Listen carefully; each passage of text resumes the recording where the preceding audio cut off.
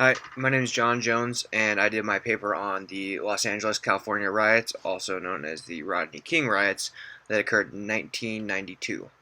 So, for my paper, I kind of analyzed how LAPD handled the situation, and I couldn't find any information on whether they had a business continuity plan at the time for anything like this, but from what I saw, I imagine that they didn't because the situation wasn't dealt with very well. So the focus wasn't only on the riots, but on how they ended up dealing with it and how the riots ended up coming to an end.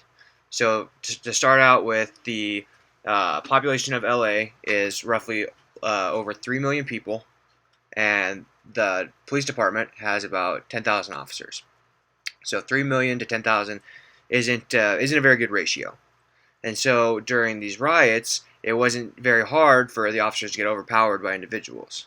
And so, starting out with the riots, on March 3rd, 1993, there was a high speed chase that broke out, and the police were chasing Rodney King in his car over several interstates and through several neighborhoods. Eventually, he came to a stop, and he had two people with him. Those people were detained, put into cop cars, and then afterwards, they brought him out and tried to detain him.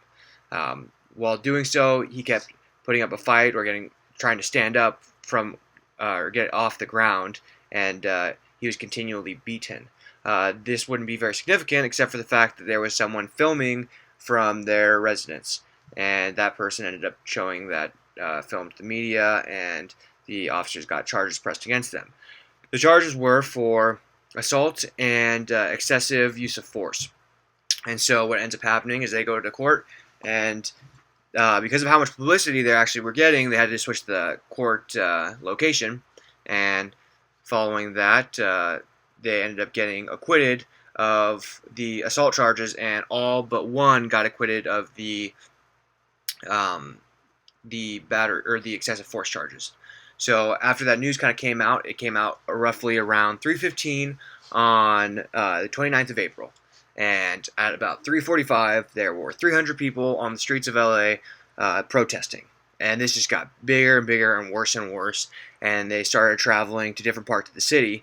And there were a couple different stories from officers, but the most important part of it was officers were having to flee scenes because they couldn't control people, which means that they weren't able to do their jobs. And so looting occurred, attacks occurred, people were literally pulled out of their vehicles and beaten, and the LAPD didn't really have a plan for this.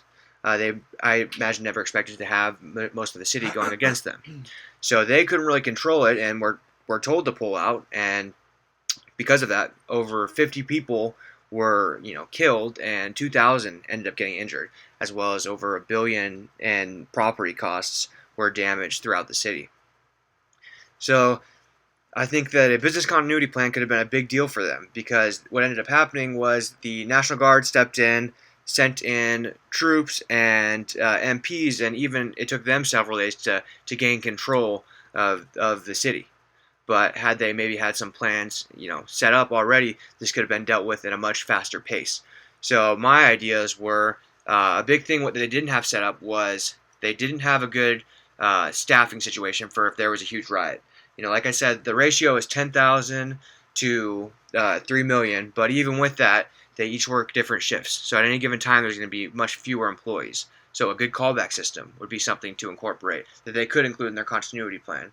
Also, with the callback system, they would need to all have kind of guidelines that they would need to follow, so that when people came on, they wouldn't just be running around, doing their own thing. They would kind of have rules and regulations that they need to abide by. So some kind of guideline for a situation like this would be very important.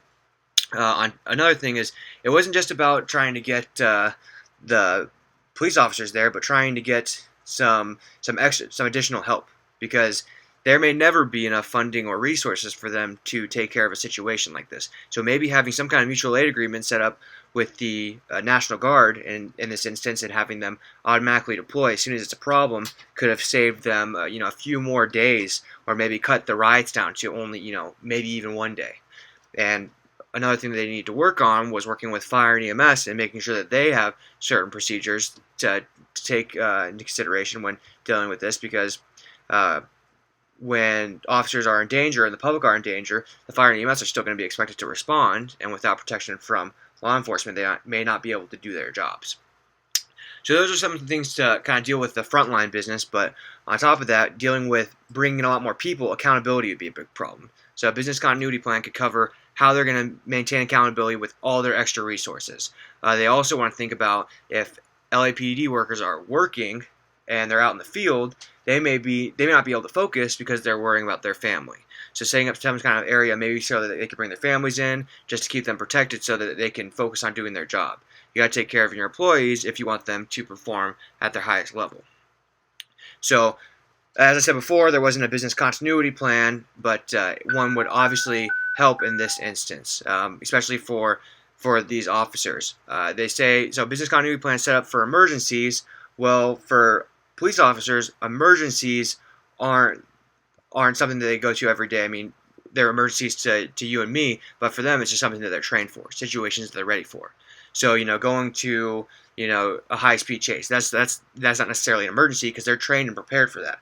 But these riots are an emergency, so they need to be ready for stuff like this because they are trained and they do deal with what they deal with on the job very well. But in this instance, they just didn't have enough resources and didn't have a plan to deal with this, and it ended up going on for 6 days. And because of that, lives were lost, tons of the city was damaged, and thousands were injured.